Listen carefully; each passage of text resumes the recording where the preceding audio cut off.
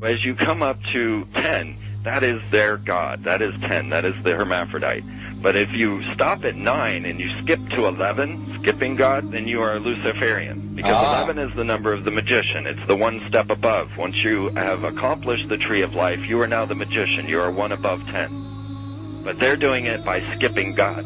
That's the symbolism of 9/11.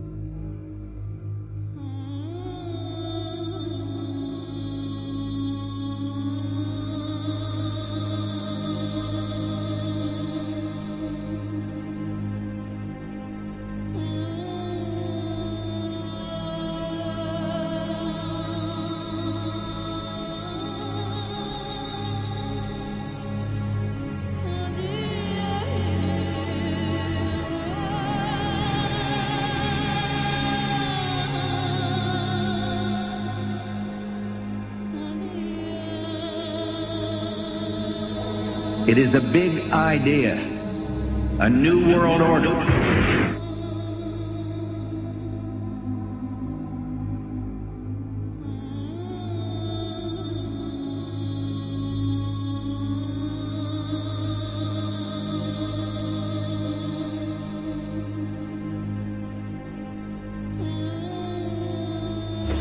were on assignment. We were supposed to kill two birds with one stone.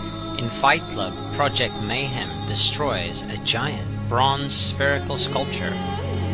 This seems an obvious reference to the sphere at the World Trade Center complex. Trust me, everything's gonna be fine. In a pivotal scene reminiscent of 9/11, we see the destruction of skyscrapers and the change of a skyline. Second anniversary of the 9/11 attack on the World Trade Center, George Bush asked for an $87 billion increase in military spending.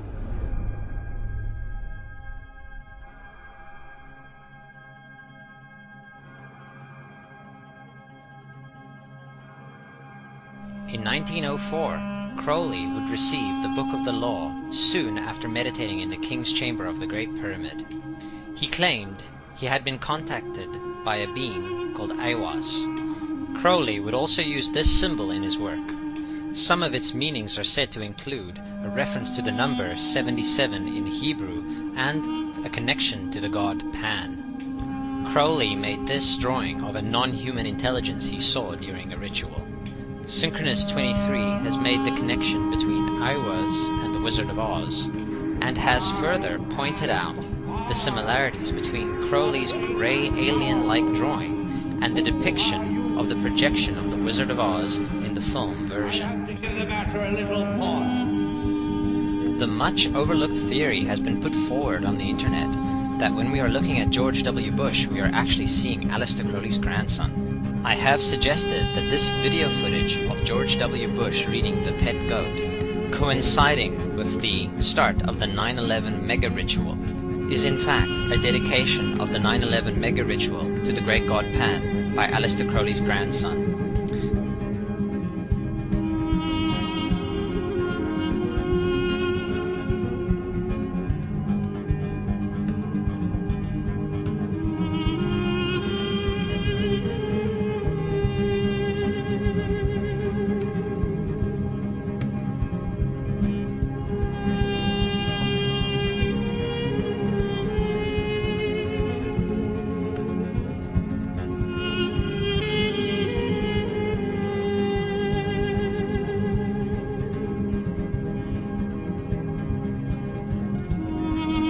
Things get a little weird.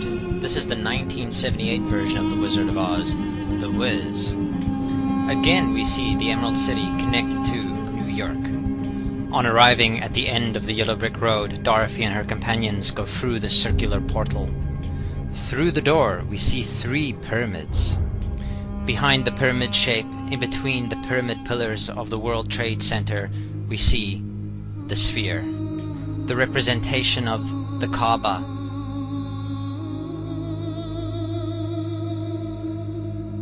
The inhabitants of Oz dance around the sphere in ritualistic fashion. Fashioned in giant letters over the dome of the sphere, we see the word Oz.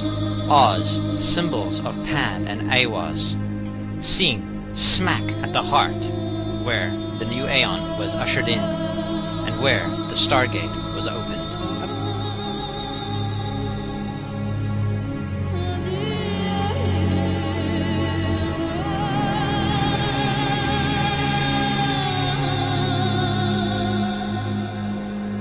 Between the twin towers is called the spherical caryatid. It was made by artist Fritz Koenig and was nicknamed the Sphere.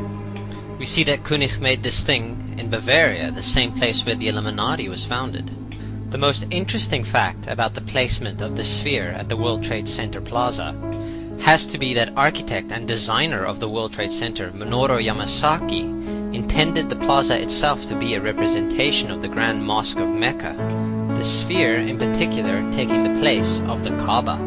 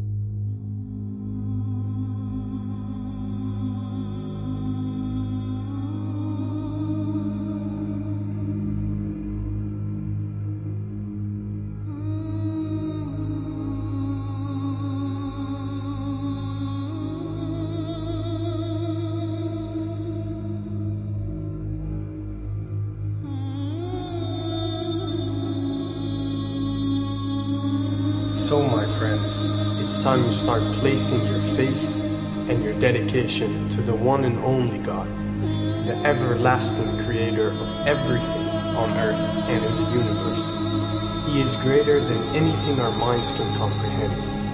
Do you know how many times Muslims are required to circle the Kaaba when they visit it? 7 times, each counterclockwise. Would you like to know why? You see, what binds us as humans to this life and to this dimension and to this earth is the limits of time and space. We are bound to this dimension and this reality through time and space.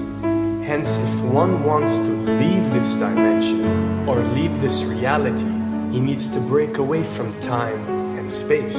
So when you visit the Kaaba and you rotate counterclockwise, what is this practice actually doing? It is literally helping you elevate your soul and elevating yourself to break away from time and space so you can touch something so unique and so beautiful and so powerful that it changes your life forever. And if you don't believe me, ask anyone who has visited the Kaaba how he or she felt or how their lives have changed ever since.